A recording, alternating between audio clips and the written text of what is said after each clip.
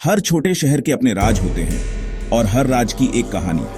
आज रात मैं आपको एक ऐसी जगह ले चलूंगा जहां खामोशी चीखों को छुपाती है और परछाइयां कभी नहीं जाती। यह फुसफुसाती हवेली की कहानी है। राजस्थान के बाहरी इलाके के एक शांत शहर में एक सुनसान हवेली खड़ी थी। स्थानीय लोग उसे फुसफुसाती हवेली कहते थे। शाम होते ही लोग उससे दूर ही रहते थे। दशकों से अजीब आवाजें, चीखें और परछाइयां देखे जाने की रिपोर्टें आईं। पर आरव, एक कॉलेज छात्र, जिज्ञासा भरा दिल लेकर उसे यह सब कहानी मात्र लगी। और फिर एक तूफानी रात उसने सच का सामना किया। आरव देर तक दोस्त के हॉस्टल में रहा था। आखिरी बस जा चुकी थी, इसलिए वह पैदल घर जाने लगा। उसका रास्ता सीधे फुसफुसाती हवेली के पास से होता हुआ गुजरता था। उसके दोस्तों ने चेतावनी दी थी, कभी खिड़कियों की ओर मत देखो, कभी फुसफुसाहट मत सुनो। फुसफुसाहट। आरव आरव। शुरू में उसे लगा हवा है, पर आवाज साफ थी, उसका नाम बुला रही थी। वह जम गया।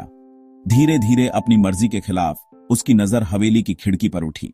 वह वहां थी, फटे साड़ी में एक फीकी औरत, खिड़की के पास खड़ी। उसके चेहरे पर लटके बाल थे और होंठ हल रहे थे। उसका नाम फुसफुसाते हुए। आरव पीछे हट गया और तभी दरवाजा अपने आप खुल गया। ऐसा लगा जैसे हवेली उसे अंदर बुला रही हो। वो अपने डर के बावजूद कदम अंदर बढ़ा। हवा ठंडी और नम थी। सड़न की गंध उसके फेफड़ों में उतर रही थी। उसने चारों ओर से फुसफुसाहटें सुनी, हजारों आवाजें एक साथ, एक अजनबी भाषा में। एक तेज धमाका, दरवाजा बंद हो गया। वह भागा, लेकिन आगे एक बड़ा हाल था।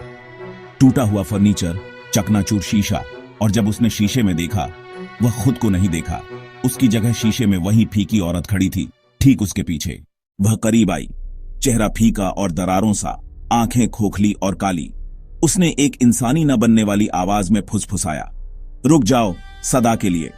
आरव ने चीखने की कोशिश की, पर आवाज नहीं निकली। उसे लगा कोई अदृश्य हाथ उसे रोक रहा है। फुसफुसाहटें तेज हो गईं।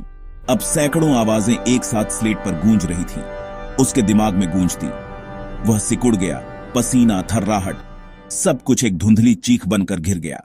हवेली में भगदड़, कांच चटकते, दरवाजे धमाके से बंद होते। वह बाहर था, बारिश में खड़ा। हवेली फिर शांत थी, जैसे कुछ हुआ ही ना हो। लेकिन कुछ गलत था। उसके कप गीले थे, वह कांप रहा था, और जब उसने हाथ देखे, खून से लथपथ थे। आरव आरव आरव ने उस रात के बारे में किसी से नहीं कहा, पर तब से जहां भी वह गया, फुसफुसाहटें उसके साथ रहीं। और अगर आप कभी अंधेरे में अपना नाम सुने, उत्तर मत देना, क्योंकि कुछ हवेलियां सिर्फ डराती नहीं, वे आपको अपने पीछे लिए चलती हैं।